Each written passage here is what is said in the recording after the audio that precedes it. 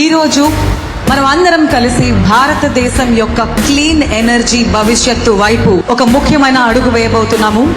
400 మెగావాట్ల solar project కర్నూలులో, 400 మెగావాట్ల విండ్ ప్రాజెక్ట్ అనంతపురంలో ప్రారంభమవడానికి సిద్ధంగా ఉంది. ఆ ప్రారంభోత్సవానికి విచ్చేసిన మీ అందరికీ స్వాగతం, సుస్వాగతం.